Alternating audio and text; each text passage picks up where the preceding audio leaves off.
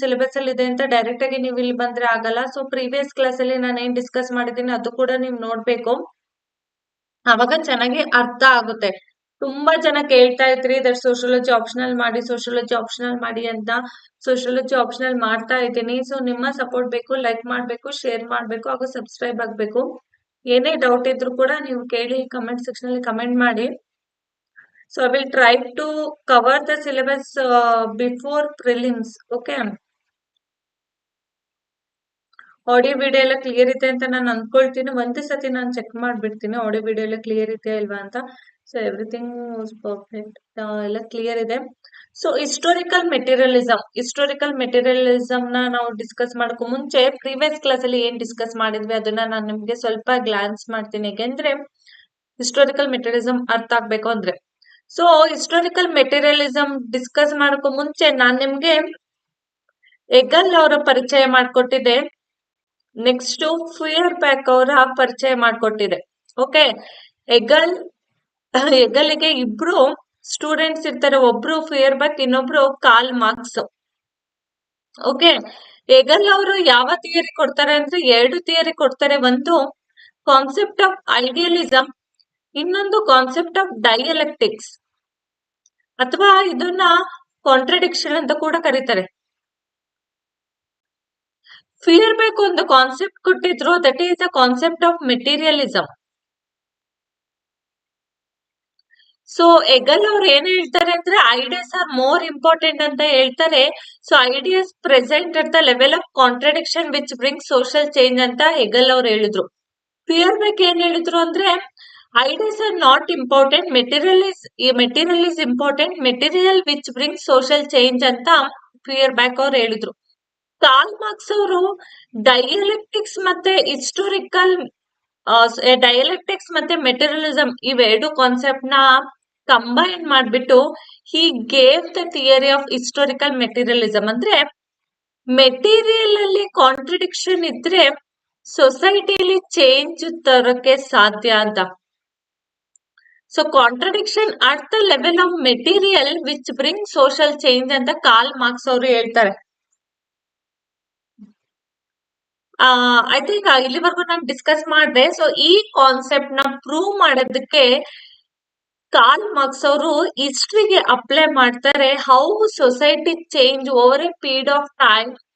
ಇನ್ ಹಿಸ್ಟ್ರಿಯಲ್ಲಿ ಸೊಸೈಟಿ ಯಾವ ರೀತಿ ಚೇಂಜ್ ಆಯ್ತು, ಚೇಂಜ್ ಇನ್ ಮೆಟೀರಿಯಲ್ ಅಂತ ಅದನ್ನ ಪ್ರೂವ್ ಮಾಡ್ತಾರೆ ಅಪ್ಲೈ ಮಾಡ್ಬಿಟ್ಟು. ಸೊ ಅದ್ರಲ್ಲಿ ಬಿಫೋರ್ ಡಿಸ್ಕಸ್ ಮಾಡೋದಕ್ಕೂ ಮುಂಚೆ ಕಾರ್ಲ್ ಮಾರ್ಕ್ಸ್ ಅವ್ರು ಏನ್ ಹೇಳ್ತಾರೆ ಅಂದ್ರೆ ಸೊಸೈಟಿ ಕನ್ಸಿಸ್ಟ್ಸ್ ಆಫ್ ಮೇಜರ್ಲಿ ಸೊಸೈಟಿಯಲ್ಲಿ 2 ಪಾರ್ಟ್ಸ್ ಇದೆ. ಒಂದು ಬೇಸ್ ಅಥವಾ ಇನ್ಫ್ರಾಸ್ಟ್ರಕ್ಚರ್ ಅಂಡ್ ಅದರ ಎಬೋ ಏನಿದೆ ಅದನ್ನ ಸೂಪ್ರಾಸ್ಟ್ರಕ್ಚರ್ ಅಂತ. ಸೊ ಬೇಸ್ ಅಲ್ಲಿ ನಮಗೆ we have factor of production and relation of production as well as economy, and superstructure ಅಲ್ಲಿ ನಮಗೆ ನಾನ್ ಎಕನಾಮಿ ಇದೆ. ನಾನ್ ಅಂದ್ರೆ ನೋಡಿ, ಇನ್ಫ್ರಾಸ್ಟ್ರಕ್ಚರ್ ಅಲ್ಲಿ ಆಲ್ ದ ಎಕನಾಮಿಕ್ ರಿಲೇಟೆಡ್ ಎಲ್ಲ ಬರುತ್ತೆ, where there is involvement of money. ಇದು ಬಿಟ್ಟು ಬೇರೆ ಏನಿದೆ ಅದನ್ನೆಲ್ಲ ನಾನ್ ಎಕನಾಮಿ ಅಂತ ಕನ್ಸಿಡರ್ ಮಾಡ್ತಾರೆ. Culture, religion, bureaucracy, family, polity, everything, society, etc. Everything is considered as non-economy except where there is involvement of money, forces of production and relation of production. Forces of production and relation of production ಏನು ಅಂತ ನಾನು discuss ಮಾಡ್ತೀನಿ in detail ಆಗಿ, ನೀವೇನ್ worry ಮಾಡಬೇಡಿ. Okay, historical materialism. Today we have to discuss historical materialism.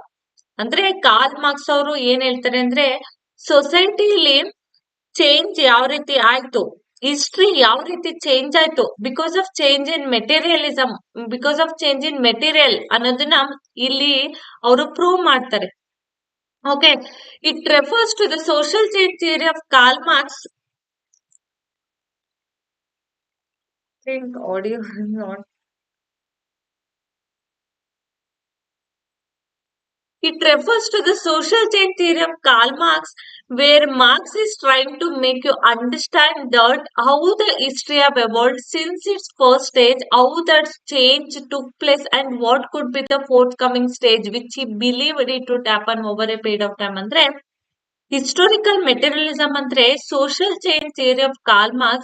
ಇಲ್ಲಿ Karl Marx ಅವರು ಏನ್ ಹೇಳೋದಕ್ಕೆ ಟ್ರೈ ಮಾಡ್ತಿದ್ದಾರೆ ಅಂದ್ರೆ ಹಿಸ್ಟ್ರಿ ಯಾವ ರೀತಿ ಚೇಂಜ್ ಆಯ್ತು, ಫಸ್ಟ್ ಸ್ಟೇಜ್ ಇಂದ ಅಟ್ ಪ್ರೆಸೆಂಟ್ ಸ್ಟೇಜ್ ಯಾವ್ದಿದೆ ಅಂಡ್ ನೆಕ್ಸ್ಟ್ ಯಾವ ಸ್ಟೇಜ್ ಬರುತ್ತೆ? Because of change in material. ಇದನ್ನ ಕಾರ್ಲ್ ಮಾರ್ಕ್ಸ್ ಅವರು ಹೇಳ್ತಾ ಇದ್ದಾರೆ. Sociology and theory of Karl Marx, where Marx is trying to make you understand that how history has evolved since its first stage and how the society change took place and what could be the forthcoming change. ಎಲ್ಲದನ್ನು ಅವ್ರು ಹೇಳ್ತಾರೆ. So historical materialism is the theory of Karl Marx where he proves that the dialectical materialism is the basis for changing the history of the world. Historical materialism ಅಲ್ಲಿ ಥಿಯರಿಯಲ್ಲಿ Karl Marx ಏನ್ ಹೇಳ್ತಾರೆ ಅಂದ್ರೆ dialectical materialism. Okay, dialectical materialism is the basis for change in the history ಅಂತ. Wait ಮಾಡಿ, ನಾನು ಪ್ರತಿಯೊಂದನ್ನು detail ಆಗಿ ಹೇಳ್ತೀನಿ.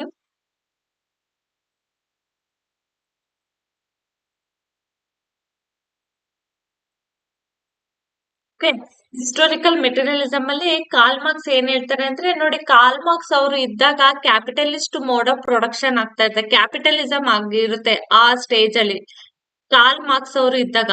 ಸೊ ಇದಕ್ಕೂ ಮುಂಚೆ ಯಾವ ಸ್ಟೇಜ್ ಇತ್ತು ಅಂತ ಕಾರ್ಲ್ ಮಾರ್ಕ್ಸ್ ಅವರು ಹೇಳ್ತಾರೆ, ಇದ್ ಆದ್ಮೇಲೆ ಯಾವ ಸ್ಟೇಜ್ ಬರುತ್ತೆ ಅಂತ ಕೂಡ ಕಾರ್ಲ್ ಮಾರ್ಕ್ಸ್ ಹೇಳ್ತಾರೆ. ಕಾರ್ಲ್ ಮಾರ್ಕ್ಸ್ ಅವ್ರು ಏನ್ ಹೇಳ್ತಾರೆ ಅಂದ್ರೆ, ಹಿಸ್ಟ್ರಿಯಲ್ಲಿ ಫಸ್ಟ್ ಪ್ರಿಮಿಟಿವ್ ಕಮ್ಯುನಿಸಂ ಇತ್ತು, ಅದಾದ್ಮೇಲೆ ಏನ್ಷಿಯಂಟ್ ಮೋಡ್ ಆಫ್ ಪ್ರೊಡಕ್ಷನ್ ಆಯ್ತು, ಅದಾದ್ಮೇಲೆ ಫ್ಯೂಡಲ್ ಮೋಡ್ ಆಫ್ ಪ್ರೊಡಕ್ಷನ್ ಆಯ್ತು, ಅದಾದ್ಮೇಲೆ ಕ್ಯಾಪಿಟಲಿಸ್ಟ್ ಮೋಡ್ ಆಫ್ ಪ್ರೊಡಕ್ಷನ್ ಆಯ್ತು. ನೆಕ್ಸ್ಟ್ ಫೋರ್ತ್ ಕಮಿಂಗ್ ಸ್ಟೇಜ್ ಯಾವ್ದು ಬರುತ್ತೆ ಅಂದ್ರೆ ಕಮ್ಯುನಲಿಸಂ ಬರುತ್ತೆ, ಫ್ಯೂಚರ್ ಅಲ್ಲಿ ಕಮ್ಯುನಿಸಂ ಬರುತ್ತೆ ಅಂತ.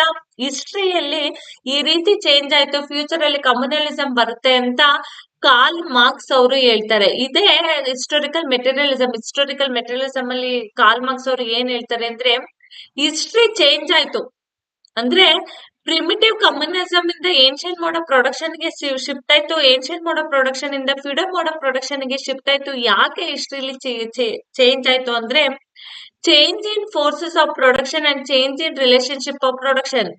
ಫೋರ್ಸಸ್ ಆಫ್ ಪ್ರೊಡಕ್ಷನ್ ಮತ್ತೆ ರಿಲೇಶನ್ಶಿಪ್ ಆಫ್ ಪ್ರೊಡಕ್ಷನ್ ಚೇಂಜ್ ಆಗಿರೋದ್ರಿಂದ ಸೊಸೈಟಿಲಿ ಇಷ್ಟೊಂದು ಬದಲಾವಣೆ ಮಾಡೋದಕ್ಕೆ ಸಾಧ್ಯ ಆಯ್ತು. Forces of production is nothing but technology. Change in technology would bring change in society. Technology is nothing but material. So change in material which bring change in society. ಇದನ್ನ prove ಮಾಡ್ತಾರೆ historical ಮೆಟೀರಿಯಲಿಸಂ ಅಲ್ಲಿ. ಯಾವ ರೀತಿ material change ಆಗಿರೋದ್ರಿಂದ history change ಆಯ್ತು. History automatic ಆಗಿ change ಆಗ್ಲಿಲ್ಲ, automatic process ಅಲ್ಲ. ಯಾರು ದೇವರು ಮುಂಚೆನೆ ಪ್ರಿಪೇರ್ ಮಾಡಿ ಕಳ್ಸಿರ್ಲಿಲ್ಲ ಈ ರೀತಿ ಚೇಂಜ್ ಆಗುತ್ತೆ ಅಂತ. ಹಿಸ್ಟ್ರಿಲಿ ಚೇಂಜ್ ಆಗಿದ್ದು ಕಾರಣ ಯಾಕೆ ಅಂದ್ರೆ, because of change in material. Material change ಆಯ್ತು, ಅದರಿಂದ ಸೊಸೈಟಿ ಚೇಂಜ್ ಆಯ್ತು, ಅದರಿಂದ ಸೊಸೈಟಿಲಿ ಬದಲಾವಣೆ ನೋಡೋದಕ್ಕೆ ಸಾಧ್ಯ ಆಯ್ತು ಅಂತ ಕಾರ್ಲ್ ಮಾರ್ಕ್ಸ್ ಅವರು ಹೇಳ್ತಾರೆ ಈ ಹಿಸ್ಟೋರಿಕಲ್ ಮೆಟೀರಿಯಲಿಸಂ ಅಲ್ಲಿ ಕಾನ್ಸೆಪ್ಟ್ ಅಲ್ಲಿ.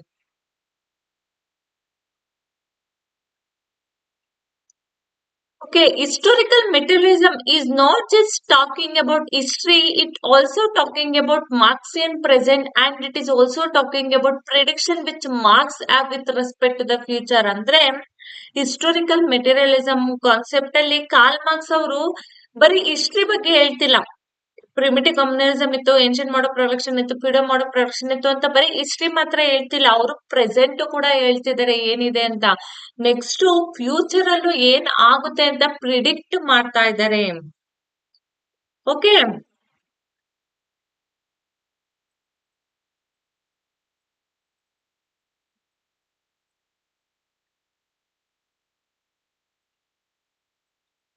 ಸೊ ಇದು ಒಂದು ಕ್ವಶನ್.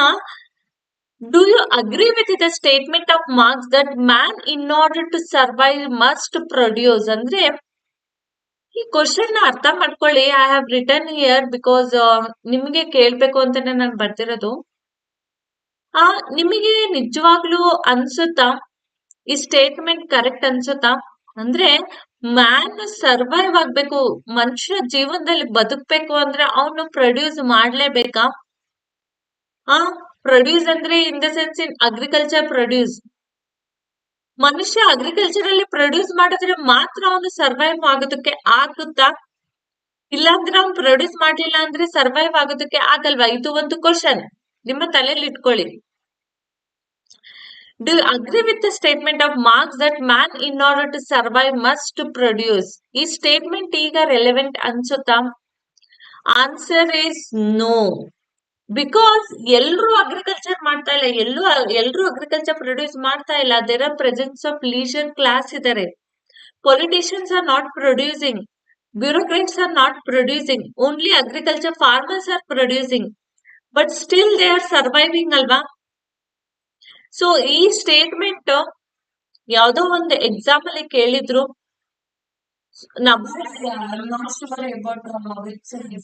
ಸೊ ಅದಕ್ಕೋಸ್ಕರ ನಾನಿಲ್ಲಿ ಮೆನ್ಷನ್ ಮಾಡಿದ್ದೀನಿ. ಸೊ ಮ್ಯಾನ್ ಸರ್ವೈವ್ ಆಗ್ಬೇಕು ಅಂದ್ರೆ ನೆಸೆಸರ್ಲಿ ಪ್ರೊಡ್ಯೂಸ್ ಮಾಡ್ಲೇಬೇಕು ಅಂತ ಇಲ್ಲ. During the time of ancient mode of production, feudal mode of production was necessary in order to survive ಆಗ್ಬೇಕು ಅಂದ್ರೆ ಆ ಟೈಮಲ್ಲಿ ಪ್ರೊಡಕ್ಷನ್ ಮಾಡ್ಲೇಬೇಕಿತ್ತು. ಬಟ್ ಇವಾಗ ಪ್ರೊಡಕ್ಷನ್ ವಾಸ್ ನಾಟ್ ಕಂಪಲ್ಸರಿ. ನಾವು ಪ್ರೊಡ್ಯೂಸ್ ಮಾಡ್ತಾ ಇಲ್ಲ, we're also not producing. Students ನೀವೇನಾದ್ರೂ ಪ್ರೊಡ್ಯೂಸ್ ಮಾಡ್ತಾ ಇದ್ರಾ? ಪ್ರೊಡ್ಯೂಸ್ ಮಾಡ್ತಾ ಇಲ್ಲ, but still you are surviving ಅಲ್ವಾ? Childrens are not producing, but still they are surviving.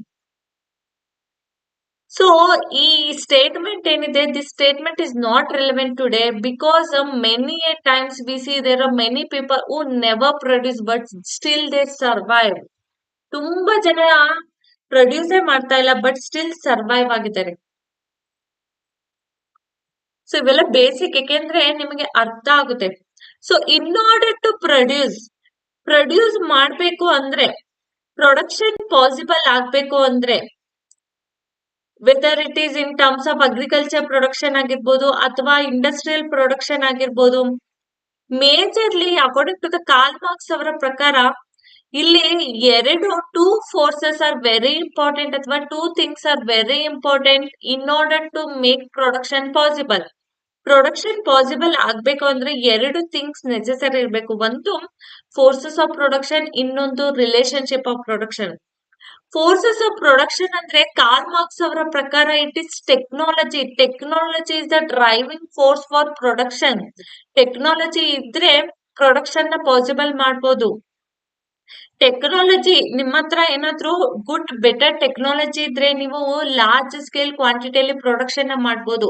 Comparatively man power ಗೆ ಕಂಪೇರ್ ಮಾಡಿದ್ರೆ ಮೆಷಿನ್ ಪವರ್ ತುಂಬಾನೇ ಜಾಸ್ತಿ. ಮ್ಯಾನ್ 1 ಅವರ್ಗೆ 10 ಪ್ರಾಡಕ್ಟ್ಸ್ ನ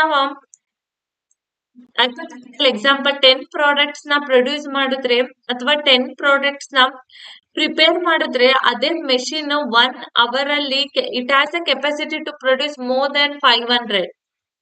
ಒಂದೇ ಮೆಷಿನ್. ಸೊ ಮ್ಯಾನ್ ಪವರ್ ಗಿಂತ technology, machine is more powerful. Okay, forces of production ಏನು? ಫೋರ್ಸಸ್ ಆಫ್ ಪ್ರೊಡಕ್ಷನ್ ಟೆಕ್ನಾಲಜಿ ನೋಡಿ. ಒಂದು ಪಾಯಿಂಟ್ ಆಫ್ ಟೈಮ್ ಅಲ್ಲಿ ಫೋರ್ಸಸ್ ಆಫ್ ಪ್ರೊಡಕ್ಷನ್ ಮ್ಯಾನ್ ಆಗಿದ್ರು. When the technology comes, forces of production shifted from man to the technology. Forces of production ಅಂದ ತಕ್ಷಣ ಬರೀ technology ಅಷ್ಟೇ ಅಂತ ಅಲ್ಲ, ಮ್ಯಾನ್ ಕೂಡ ಬರ್ತಾರೆ. ಇವಾಗ primitive communism and ancient mode of production and feudal mode of production ನೋಡೋದಾದ್ರೆ, ಇಲ್ಲಿ ಟೆಕ್ನಾಲಜಿಗಿಂತ man play a very important role. ಅಲ್ಲಿ forces of production is workers, labourers, they will the forces of production. Okay, relationship of productions ಅಲ್ಲಿ ಏನ್ ಬರುತ್ತೆ ಅಂದ್ರೆ workers relations, owners relation, owner relation ಬರುತ್ತೆ. Relationship of production ಇವಾಗ ನೋಡಿ, production possible ಆಗ್ಬೇಕು ಅಂದ್ರೆ ಮೇಜರ್ಲಿ ಐದರ್ ಮ್ಯಾನ್ ಬೇಕು ಅಥವಾ ಮ್ಯಾನ್ ಪವರ್ ಇಲ್ಲ ಅಂದ್ರೆ ಐದರ್ ಟೆಕ್ನಾಲಜಿ ಬೇಕು. ಫೋರ್ಸಸ್ ಆಫ್ ಪ್ರೊಡಕ್ಷನ್ ಅಂದ್ರೆ ಯಾವ ಫೋರ್ಸ್ ಪ್ರೊಡಕ್ಷನ್ ನ ಪಾಸಿಬಲ್ ಮಾಡುತ್ತೆ ಅದನ್ನ ಫೋರ್ಸಸ್ ಆಫ್ ಪ್ರೊಡಕ್ಷನ್ ಅಂತ ಕರೀತಾರೆ. ಇವಾಗ ಪ್ರಿಮಿಟಿವ್ ಕಮ್ಯುನಲಿಸಮ್ ಮತ್ತೆ ಏನ್ಷಿಯಂಟ್ ಮೋಡ್ ಆಫ್ ಪ್ರೊಡಕ್ಷನ್ ಅಲ್ಲಿ man was the force of production. And feudal mode of production, ಇವೇನು ಅಂತ ನಾನು ತಿಳಿಸ್ಕೊಡ್ತೀನಿ, wait. And technology, capitalist mode of production ಅಲ್ಲಿ technology was the forces of production. Forces of production is nothing but, according to Karl Marx, determine the degree of control in which one has over nature, or it is refers to the degree of control which humans has over nature. According to Karl Marx, forces of production is nothing but technology and our skills. So, technology ಅಥವಾ skills ಇವೆರಡನ್ನು forces of production ಅಂತ ಕಾಲ್ marks ಅವರು ಹೇಳ್ತಾರೆ. So ನಿಮ್ಮ ಹತ್ರ ಎಷ್ಟು skills ಇದೆ, ನಿಮ್ಮ ಹತ್ರ ಎಷ್ಟು ಸ್ಕಿಲ್ಸ್ ಎಷ್ಟಿದೆ, ನಿಮ್ಮ ಹತ್ರ ಎಷ್ಟು ಟೆಕ್ನಾಲಜಿ ಇದೆ, ಅದ್ರ ಬೇಸಿಸ್ ಮೇಲೆ ಪ್ರೊಡಕ್ಷನ್ ಡಿಟರ್ಮೈನ್ ಆಗುತ್ತೆ. ನಿಮ್ಮ ಹತ್ರ ಸ್ಕಿಲ್ಸ್ ಚೆನ್ನಾಗಿತ್ತಾ, ಟೆಕ್ನಾಲಜಿ ಚೆನ್ನಾಗಿಲ್ವಾ, ನೀವು ಫೋರ್ಸಸ್ ಆಫ್ ಪ್ರೊಡಕ್ಷನ್ ನ ಪಾಸಿಬಲ್ ಮಾಡ್ಬೋದು.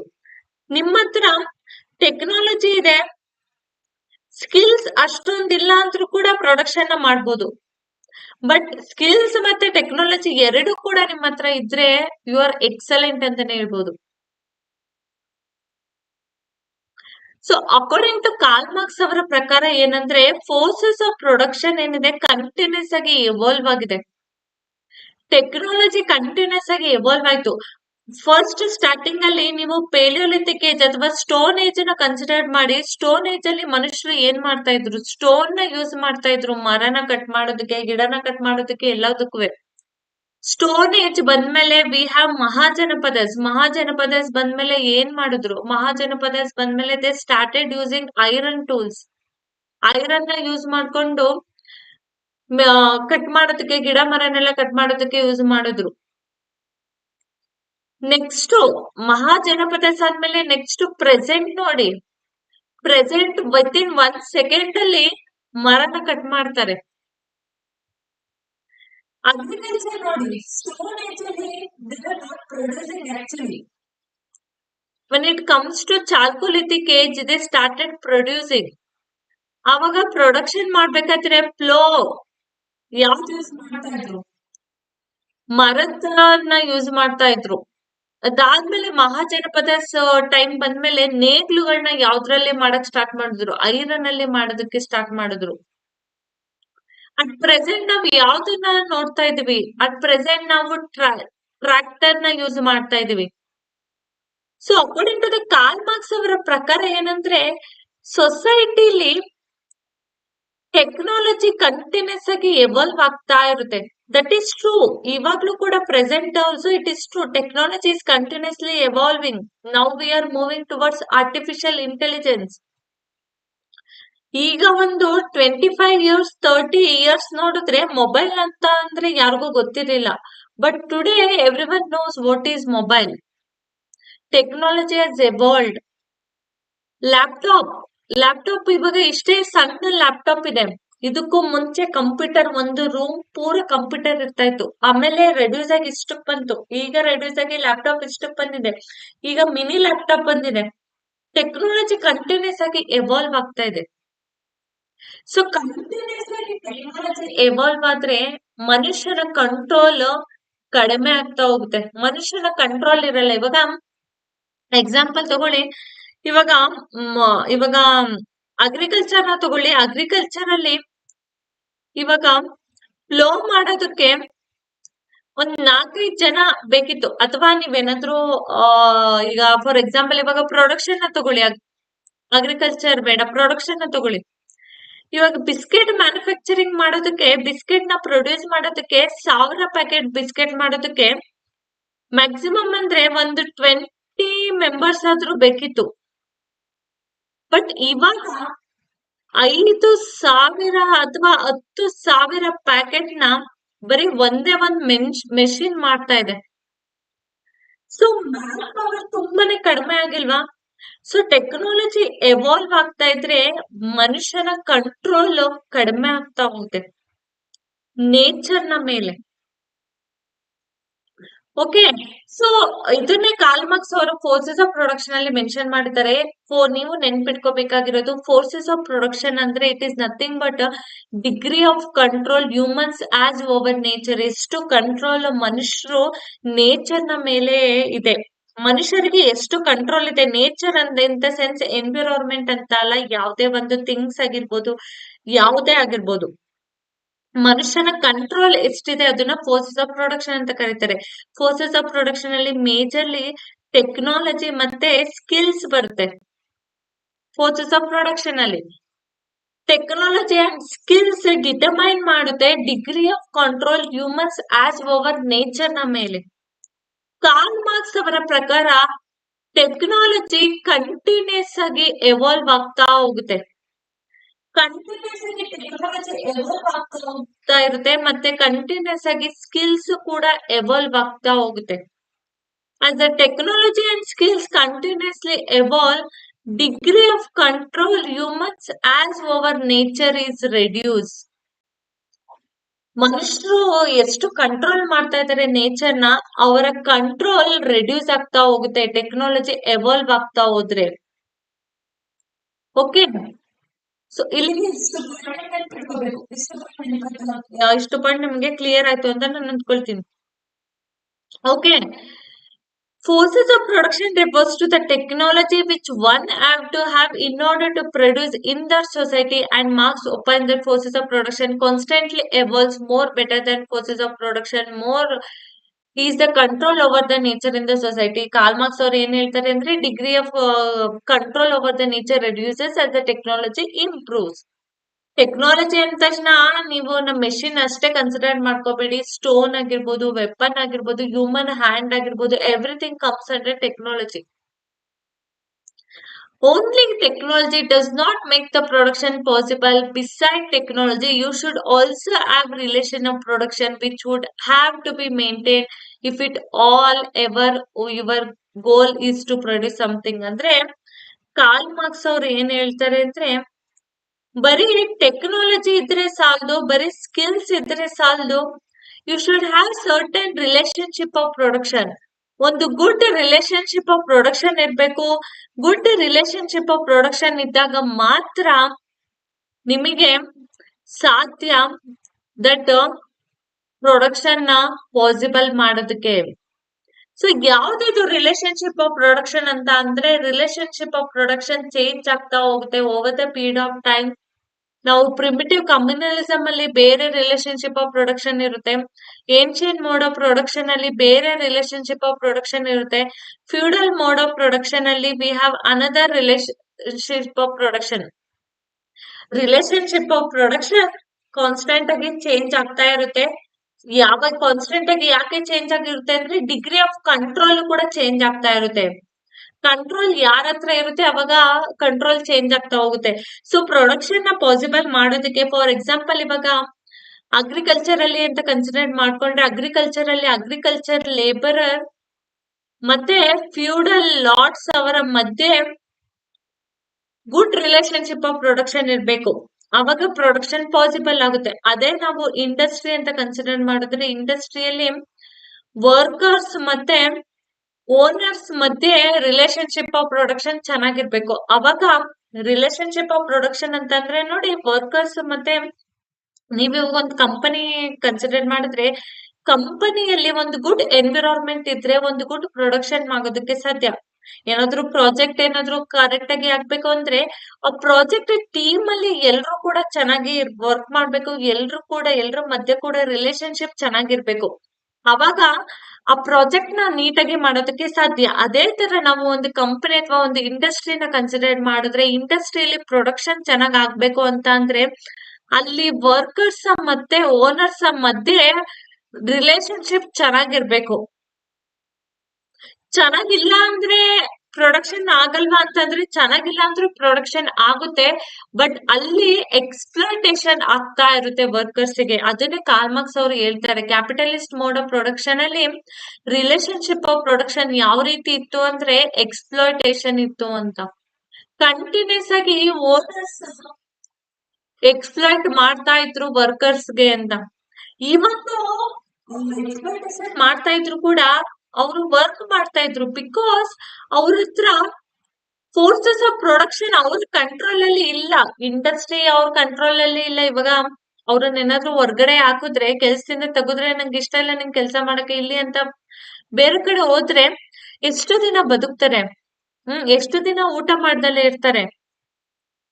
ಸೊ ಅದಕ್ಕೆ ಏನ್ ಹೇಳ್ತಾರೆ ಅಂದ್ರೆ, ಫೋರ್ಸಸ್ ಆಫ್ ಪ್ರೊಡಕ್ಷನ್ ಯಾರ ಕಂಟ್ರೋಲ್ ಅಲ್ಲಿ ಇರುತ್ತೆ ಅವರು ಟೆಕ್ನಾಲಜಿನ ಕಂಟ್ರೋಲ್ ಮಾಡ್ತಾರೆ, ಮ್ಯಾನ್ ನ ಕಂಟ್ರೋಲ್ ಮಾಡ್ತಾರೆ, ರಿಲೇಶನ್ಶಿಪ್ ಆಫ್ ಪ್ರೊಡಕ್ಷನ್ ನ ಕಂಟ್ರೋಲ್ ಮಾಡ್ತಾರೆ ಅಂತ.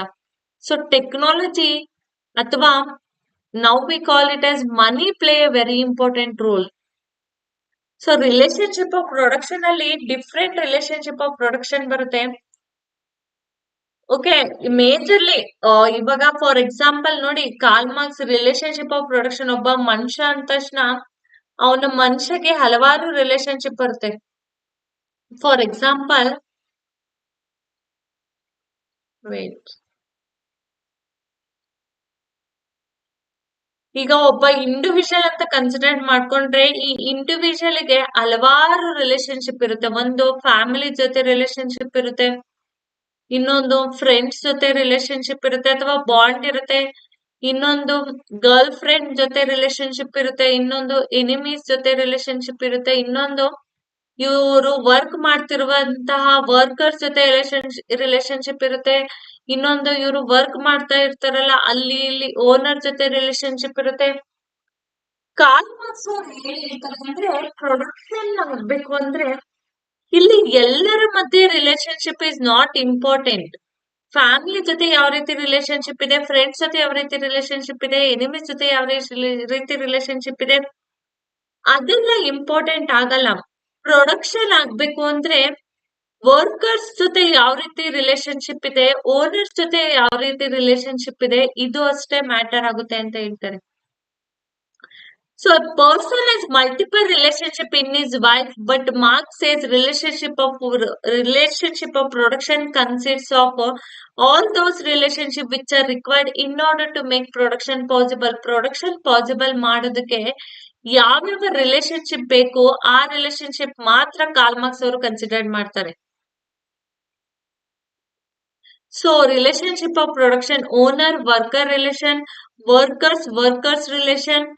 ಇಲ್ಲಿ ಕಾಲ್ ಮಾರ್ಕ್ಸ್ ಅವರು ಓನರ್ ರಿಲೇಶನ್ಶಿಪ್ ನ ಕನ್ಸಿಡರ್ ಮಾಡಲ್ಲ. ಈ did not consider owner relationship because, ಯಾಕೆಂದ್ರೆ ಓನರ್ ಮಧ್ಯೆ ಒಂದು ಗುಡ್ ರಿಲೇಶನ್ಶಿಪ್ ಇಲ್ಲ ಅಂದ್ರೂ ಕೂಡ ಪ್ರೊಡಕ್ಷನ್ ನ ಪಾಸಿಬಲ್ ಮಾಡಬಹುದು.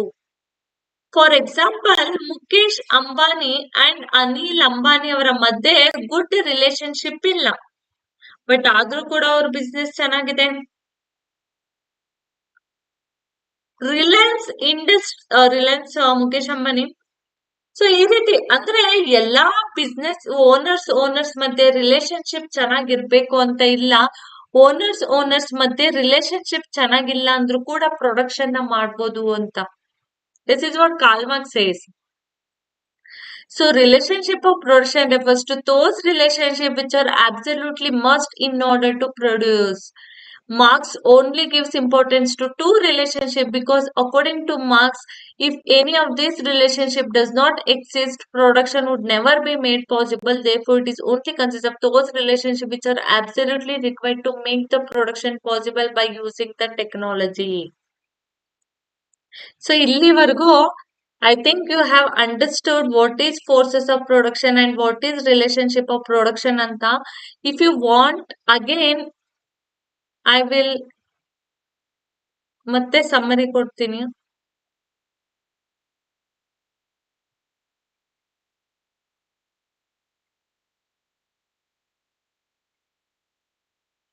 So it's better I would have taken a blank page. I have forgotten to take a blank page. Wait.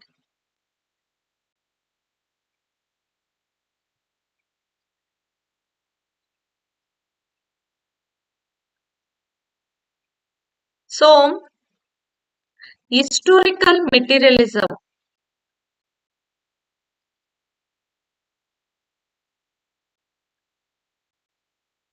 So summary, historical materialism, till now what we have discussed, we will summarize everything.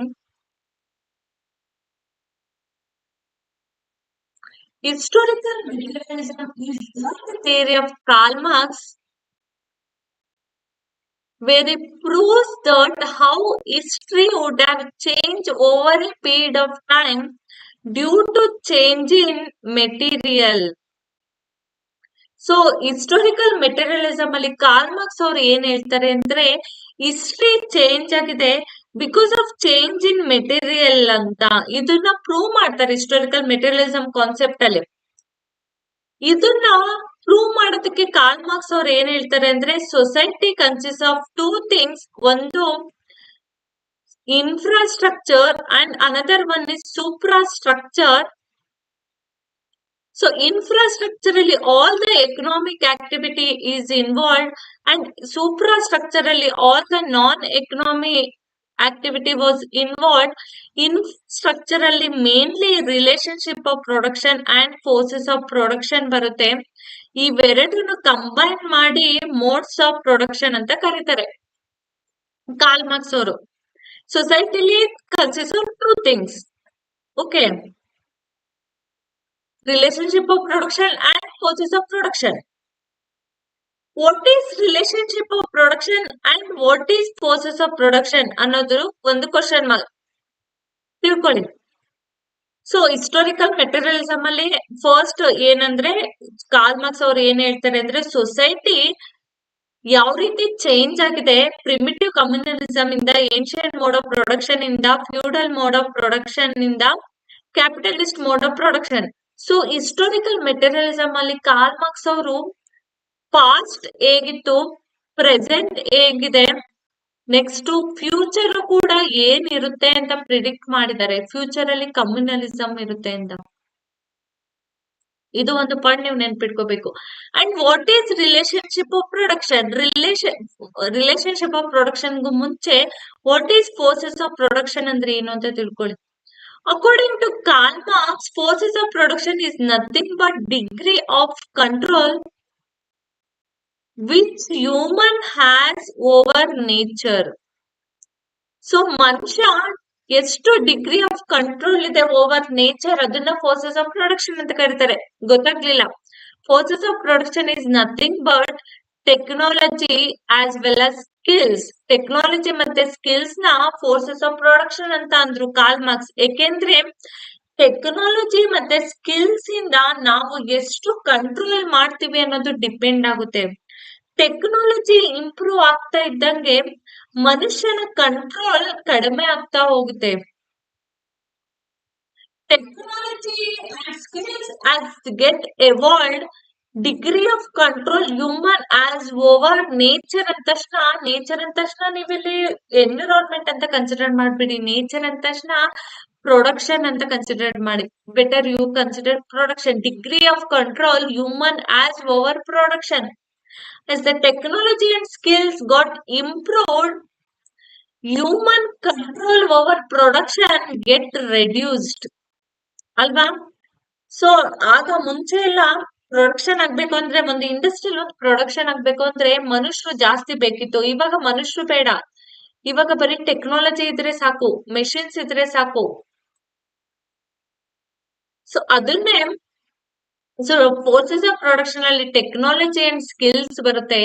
As the technology and skills got evolved, the man control over production got reduced. Karl Marx ಅವ್ರು ಏನ್ ಹೇಳ್ತಾರೆ ಅಂದ್ರೆ forces of production continuously evolve ಆಗಿದೆ, technology continuous ಆಗಿ evolve ಆಗಿದೆ, skills continuous ಆಗಿ evolve ಆಗಿದೆ ಅಂತ. This is nothing but forces of production. Relationship of production ಅಂದ್ರೆ ಒಬ್ಬ ವ್ಯಕ್ತಿ, ಒಬ್ಬ ಇಂಡಿವಿಜುವಲ್ಗೆ ಅವನ ಲೈಫ್ ಅಲ್ಲಿ ನೀವೇ ಕನ್ಸಿಡರ್ ಮಾಡಿ, mister X as multiple relationship in is life. ಅವನಿಗೆ ರಿಲೇಶನ್ಶಿಪ್ ವಿತ್ ಫ್ರೆಂಡ್ಸ್ ಜೊತೆ ಇರುತ್ತೆ, ರಿಲೇಶನ್ಶಿಪ್ ವಿತ್ ಫ್ಯಾಮಿಲಿ ಜೊತೆ ಇರುತ್ತೆ, ರಿಲೇಶನ್ಶಿಪ್ ವಿತ್ ಎನಿಮೀಸ್ ಜೊತೆ ಇರುತ್ತೆ, ರಿಲೇಶನ್ಶಿಪ್ ವಿತ್ ಗರ್ಲ್ ಫ್ರೆಂಡ್ ಅಥವಾ ಬಾಯ್ ಫ್ರೆಂಡ್ ಜೊತೆ ರಿಲೇಶನ್ಶಿಪ್ ಇರುತ್ತೆ, ರಿಲೇಶನ್ಶಿಪ್ ವಿತ್ ಅವನೇನಾದ್ರು ಎಂಪ್ಲಾಯ್ ವರ್ಕ್ ಮಾಡ್ತಾ ಇದ್ರೆ ವರ್ಕರ್ಸ್ ಜೊತೆ ರಿಲೇಶನ್ಶಿಪ್ ಇರುತ್ತೆ, ಅವನೇನಾದ್ರು ವರ್ಕ್ ಮಾಡ್ತಾ ಇದ್ರೆ ಅವನ ರಿಲೇಶನ್ಶಿಪ್ ಓನರ್ಸ್ ಜೊತೆ ಇರುತ್ತೆ.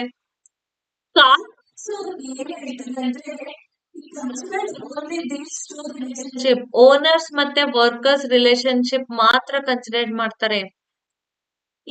ಈ ರಿಲೇಶನ್ಶಿಪ್ ಇಲ್ಲ ಅಂದ್ರೂ ಕೂಡ ಪ್ರೊಡಕ್ಷನ್ ನ ಮಾಡ್ಬೋದು.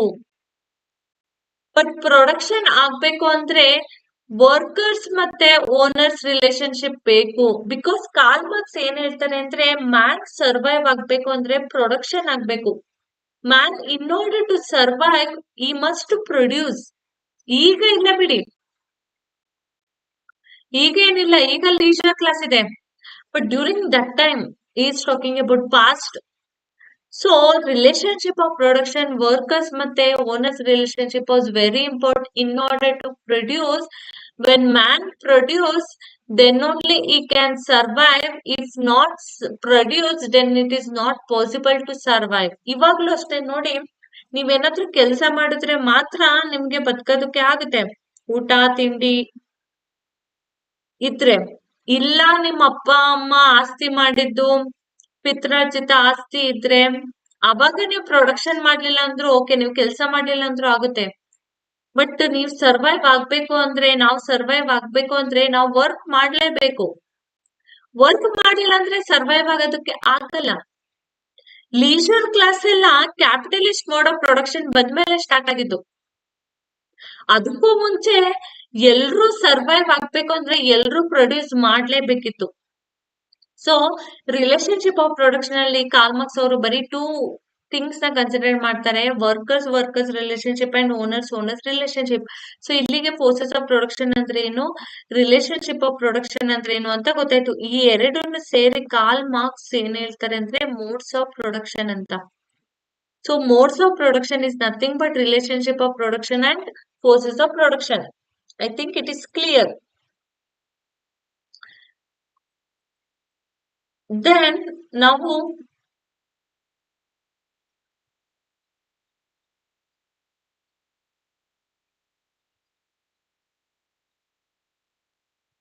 ಫೈವ್ ಡಿಫ್ರೆಂಟ್ ಸ್ಟೇಜಸ್ಗೆ ಬರಲ್ಲ. ಸೊ ಫೈವ್ ಡಿಫ್ರೆಂಟ್ ಸ್ಟೇಜ್ ಅಲ್ಲಿ, ಸೊ ಫಸ್ಟ್ ಕಾರ್ಲ್ ಮಾರ್ಕ್ಸ್ ಅವ್ರು ಏನ್ ಹೇಳ್ತಾರೆ ಅಂದ್ರೆ ಸೊಸೈಟಿಲಿ ಆಲ್ರೆಡಿ 3 ಸ್ಟೇಜ್ ಆಗಿದೆ. ಈಗ present capitalist mode of production ಆಗ್ತಾ ಇದೆ. ನೆಕ್ಸ್ಟ್ ನಾವು ಕಮ್ಯುನಲಿಸಂ ನೋಡ್ತೀವಿ. ಅದಕ್ಕೂ ಮುಂಚೆ ಶಾರ್ಟ್ ಟೈಮ್ ಆಗಿ ಒಂದು ಟ್ರಾನ್ಸಿಟರಿ ಸ್ಟೇಟ್ ಬರುತ್ತೆ, ಅದು ಸೋಷಿಯಲಿಸಂ ಅಂತ. ಈಗ ಪ್ರತಿ ಒಂದು ಕೂಡ ನಾವು ಡಿಸ್ಕಸ್ ಮಾಡೋಣ. What is primitive communism, what is ancient mode of production, what is feeder mode of production, everything. I think, wait, I will see how much time is 37 minutes was had. I think, it's continue ಮಾಡೋಣ. Very important. I am going in detail each and everything. ನಾನು ಪ್ರತಿಯೊಂದನ್ನು ಕೂಡ detail ಆಗಿ ಮಾಡ್ತಾ ಇದ್ದೀನಿ. Okay, primitive communism Karl Marx ಅವ್ರು ಏನ್ ಹೇಳ್ತಾರೆ ಅಂದ್ರೆ, ಹಿಸ್ಟ್ರಿಯಲ್ಲಿ ಫಸ್ಟ್ ಸ್ಟೇಜ್ ಯಾವ್ದಾಗಿತ್ತು ಅಂದ್ರೆ ಪ್ರಿಮಿಟಿವ್ ಕಮ್ಯುನಿಸಂ ಅಂತ.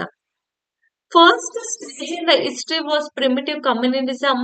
ಪ್ರಿಮಿಟಿವ್ ಕಮ್ಯುನಲಿಸಂ ಯಾವ ರೀತಿ ಇತ್ತು ಅಂದ್ರೆ, ಅಲ್ಲಿ ಟೋಟಲ್ ಪರ್ಫೆಕ್ಟ್ ಈಕ್ವಾಲಿಟಿ ಇತ್ತು ಸೊಸೈಟಿಯಲ್ಲಿ. ರಿಚ್ ಪೂರ್ ಅಂತ ಯಾವುದೇ ಒಂದು ಡಿಸ್ಕ್ರಿಮಿನೇಷನ್ ಇರ್ಲಿಲ್ಲ. ವರ್ಕರ್ಸ್ ಓನರ್ಸ್ ಅಂತ ಯಾವುದೇ ಒಂದು ಡಿಸ್ಕ್ರಿಮಿನೇಷನ್ ಇರ್ಲಿಲ್ಲ. ಸ್ಲೇವರಿ ಇರ್ಲಿಲ್ಲ. ಮೆನ್ ವುಮೆನ್ ಅಂತ ಯಾವುದೇ ಒಂದು ಡಿಸ್ಕ್ರಿಮಿನೇಷನ್ ಇರ್ಲಿಲ್ಲ. ಪ್ರಿಮಿಟಿವ್ ಕಮ್ಯುನಲಿಸಂ ಅಲ್ಲಿ ಸೊಸೈಟಿ ಯಾವ ರೀತಿ ಅಂದ್ರೆ ಪರ್ಫೆಕ್ಟ್ ಈಕ್ವಾಲಿಟಿ ಇತ್ತು. ಪರ್ಫೆಕ್ಟ್ ಈಕ್ವಾಲಿಟಿ ಇದ್ದಂತ ಸೊಸೈಟಿನ ಇಗ್ಯಾಲಿಟೇರಿಯನ್ ಸೊಸೈಟಿ ಅಂತ ಕರೀತಾರೆ. Egalitarian society is nothing but perfect equality society. Okay, ಈ primitive communalism is first stage in the history. ಇದೆಲ್ಲ ಪಾಯಿಂಟ್ಸ್, ಫಸ್ಟ್ ಪಾಯಿಂಟ್ ನೀವು ನೆನ್ಪಿಟ್ಕೋಬೇಕಾಗಿರೋದು first stage in the history. And the second point, in primitive communalism society has perfect equality. Third point, we should remember that in primitive communalism technology was very least developed technology, ಅಥವಾ very primitive ಅಥವಾ very old technology. ಅಲ್ಲೆಲ್ಲ metal use ಮಾಡ್ತಿರ್ಲಿಲ್ಲ. Still they are using stone tools. ಕಲ್ಲುಗಳನ್ನ use ಮಾಡ್ತಾ ಇದ್ರು. ಮನುಷ್ಯರು ಕಲ್ಲುಗಳನ್ನ use ಮಾಡ್ಕೊಂಡು ಮನುಷ್ಯರು ಪ್ರಾಣಿಗಳನ್ನ ಕೊಂದು ತಿನ್ನೋದಕ್ಕಾಗಿರ್ಬೋದು ಅಥವಾ ಹಣ್ಣುಗಳನ್ನ ಕಟ್ ಮಾಡೋದಕ್ಕಾಗಿರ್ಬೋದು, ಪ್ರತಿ ಒಂದಕ್ಕೂ they are using stone tools.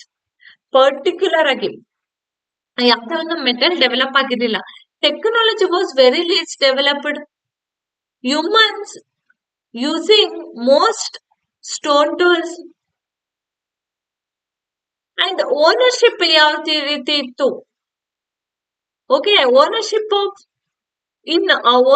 of resources in primitive communism According to Marx, in primitive society, the ownership was communal in nature. Communal ಅಂದ್ರೆ ಯಾರು ಕೂಡ ಇದು ನಂದು, ನಂದ ಏರಿಯಾ, ನಂದು ಲ್ಯಾಂಡ್ ಅಂತ ಯಾರು ಕೂಡ ಇರ್ಲಿಲ್ಲ. ಎಲ್ರಿಗೂ ಕೂಡ ಈಕ್ವಲ್ ರೈಟ್ಸ್ ಇತ್ತು. ಯಾರ್ ಬೇಕಾದ್ರೂ ಹೋಗ್ಬಿಟ್ಟು ಯಾವ ಮರದಲ್ಲಿ ಬೇಕಾದ್ರೆ ಹಣ್ಣನ್ನ ಕಿತ್ಕೊಂಡು ತಿನ್ಬೋದಿತ್ತು.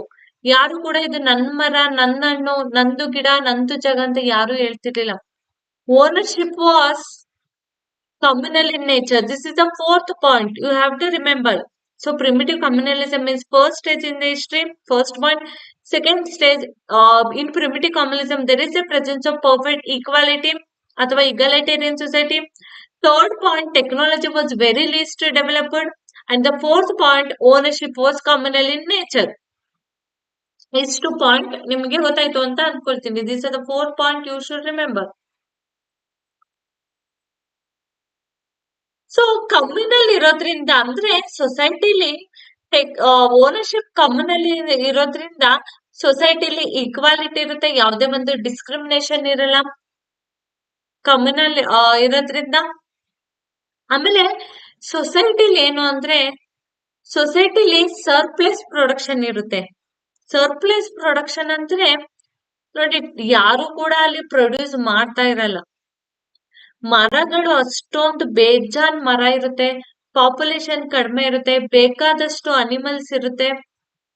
ಸೊ ಅನಿಮಲ್ಸ್ ಜಾಸ್ತಿ ಇರುತ್ತೆ, ಫ್ರೂಟ್ಸ್ ಅಂಡ್ ವೆಜಿಟೇಬಲ್ಸ್ ಜಾಸ್ತಿ ಇರುತ್ತೆ, ಈಸಿಯಾಗಿ ಅವರು ಕಟ್ ಮಾಡ್ಕೊಂಡು ಎಲ್ ಬೇಕಲ್ಲಿ ಹೋಗಿ ತಿಂತಾ ಇರ್ತಾರೆ. ಸೊ ಸರ್ಪ್ಲಸ್ ಪ್ರೊಡಕ್ಷನ್ ಇರೋದ್ರಿಂದ ಅಲ್ಲಿ ಯಾವುದೇ ಒಂದು ಎಕ್ಸ್ಪ್ಲಾಟೇಷನ್ ಇರಲ್ಲ, ಯಾರು ಕೂಡ ಕಂಟ್ರೋಲ್ ಮಾಡ್ತಾ ಇರಲ್ಲ, ಕಮ್ಯುನಲ್ ಇರುತ್ತೆ. So as time moves, time ಹೋಗ್ತಾ ಇದ್ದಂಗೆ ಏನಾಗುತ್ತೆ ಅಂದ್ರೆ ಸೊಸೈಟಿ ಆಗ್ತಾ ಇದ್ದಂಗೆ ಟೆಕ್ನಾಲಜಿ ಇಂಪ್ರೂವ್ ಆಗ್ತಾ ಹೋಗುತ್ತೆ. ಮೆಟಲ್ ಯೂಸ್ ಮಾಡೋದಕ್ಕೆ ಸ್ಟಾರ್ಟ್ ಮಾಡ್ತಾರೆ. Human started using metal, human started using some kind of technology. Basically wood ಅಂತಾನೆ ಅನ್ಕೊಳ್ಳಿ. ಅಗ್ರಿಕಲ್ಚರ್ ನ ಪ್ರೊಡ್ಯೂಸ್ ಮಾಡೋದಕ್ಕೆ ಸ್ಟಾರ್ಟ್ ಮಾಡಿದ್ರು. ಅನಿಮಲ್ ಹಸ್ಬೆಂಡ್ರಿ ಮಾಡೋದಕ್ಕೆ ಸ್ಟಾರ್ಟ್ ಮಾಡಿದ್ರು. ನಾವೇಕೆ ಹುಡ್ಕೊಂಡು ಹೋಗಿ ಹೋಗಿ ಅನಿಮಲ್ಸ್ ನ ಕೊಂದು ತಿನ್ಬೇಕು, ಅನಿಮಲ್ಸ್ ನ ನಾವೇ ಇಲ್ಲಿ ಸಾಕೋಣ ಅಂತ. ಟೆಕ್ನಾಲಜಿ ಅಗ್ರಿಕಲ್ಚರ್ಗೆ ಫಸ್ಟ್ ನೇಗ್ಲು ಮರದ ನೇಗ್ಲಿತ್ತು, ವುಡ್ ನ ಯೂಸ್ ಮಾಡ್ಕೊಂಡು ಅಗ್ರಿಕಲ್ಚರ್ ಮಾಡೋದಕ್ಕೆ ಸ್ಟಾರ್ಟ್ ಮಾಡಿದ್ರು.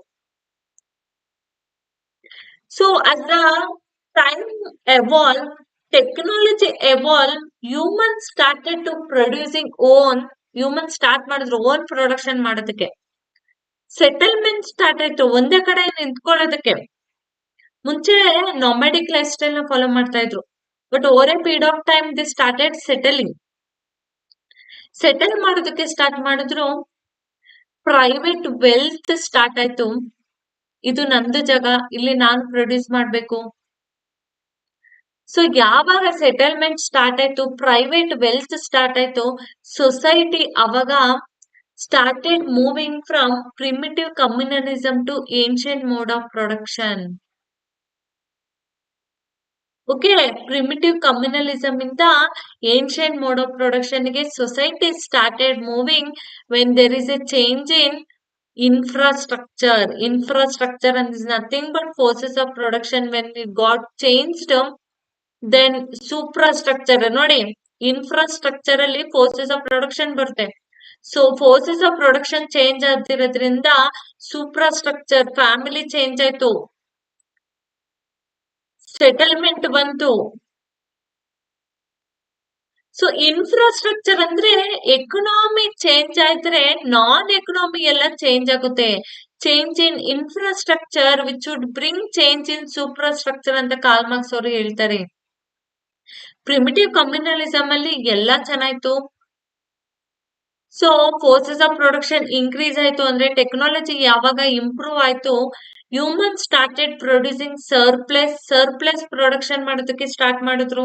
ಅಗ್ರಿಕಲ್ಚರ್ ನ ಸ್ಟಾರ್ಟ್ ಮಾಡಿದ್ರು, ತಮಗ್ ತಾವೇ ಬೆಳೆಯೋದಕ್ಕೆ ಸ್ಟಾರ್ಟ್ ಮಾಡಿದ್ರು, ಅದನ್ನೆಲ್ಲ ಸ್ಟೋರ್ ಮಾಡೋದಕ್ಕೆ ಪಾಟ್ರಿ ಡೆವಲಪ್ ಮಾಡಿದ್ರು. ಪಾಟ್ರಿ ಡೆವಲಪ್ ಆಯ್ತು, ಸೆಟಲ್ಮೆಂಟ್ ಸ್ಟಾರ್ಟ್ ಆಯ್ತು, ಪ್ರೈವೇಟ್ ವೆಲ್ತ್ ಸ್ಟಾರ್ಟ್ ಆಯ್ತು, ಇನ್ಇಕ್ವಾಲಿಟಿ ಡೆವಲಪ್ ಆಯ್ತು. As the inequality develops, society changed from primitive communalism to ancient mode of production. So change in infrastructure which would have which brought change in suprastructure. Family change ಆಯ್ತು, relationship change ಆಯ್ತು.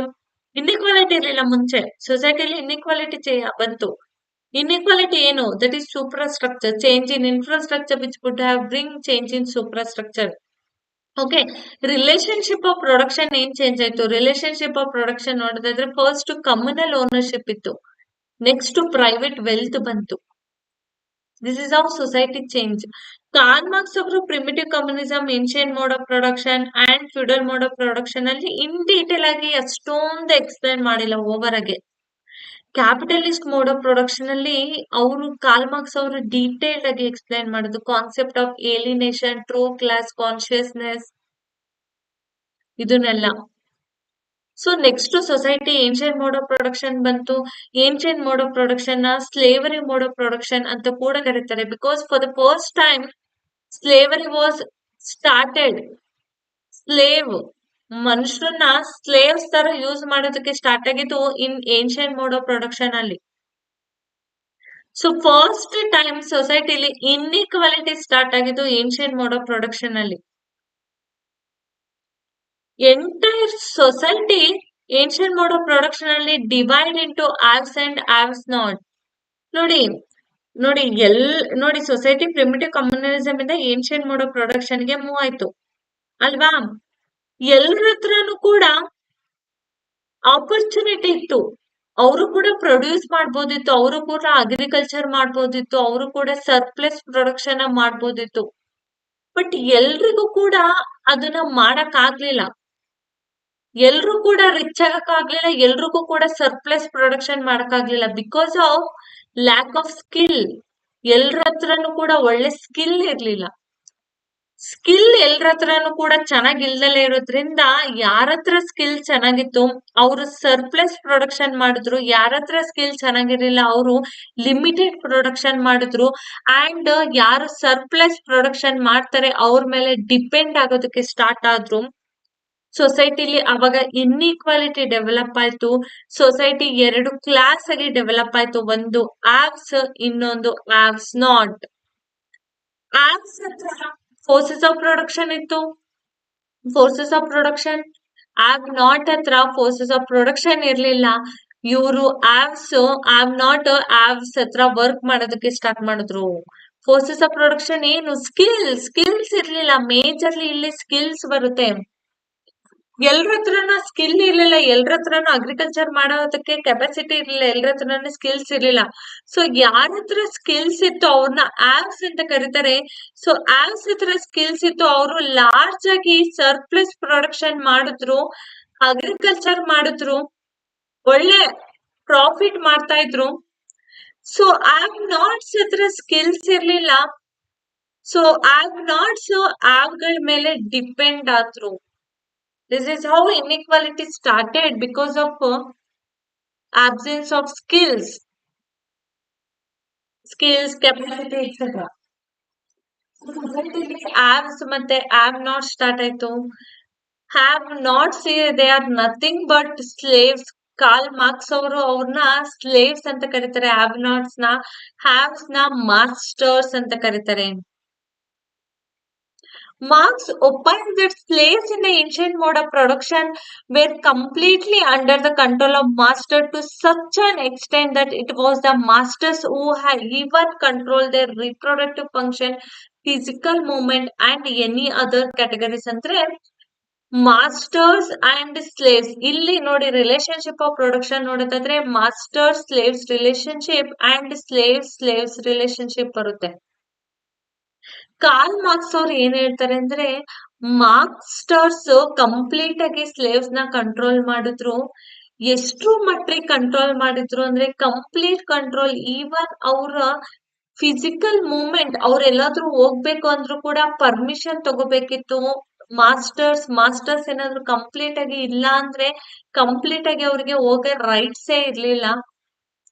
Masters ಏನಾದ್ರು ಹೋಗಿ ಅಂತ ಅಂದ್ರೆ ಮಾತ್ರ ಹೋಗ್ಬೇಕಿತ್ತು. Even functions ಅಂದ್ರೆ ಅವರು ಮಕ್ಕಳನ್ನ ಮಾಡ್ಕೋಬೇಕೋ ಬೇಡವೋ, ಅದನ್ನ ಕೂಡ ಕಂಟ್ರೋಲ್ ಮಾಡ್ತಾ ಇದ್ರು.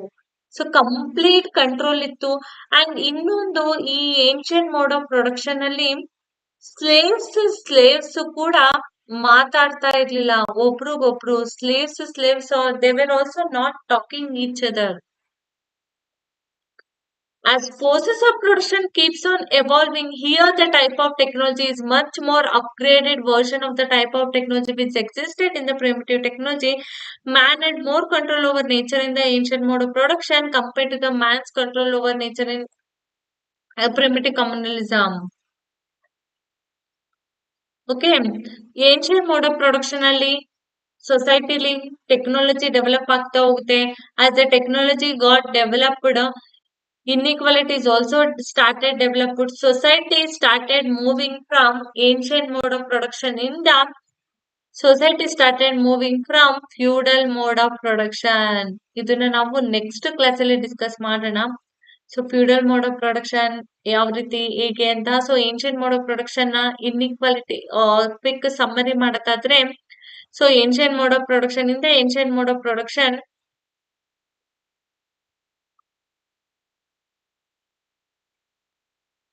so in ancient mode of production inequality developed.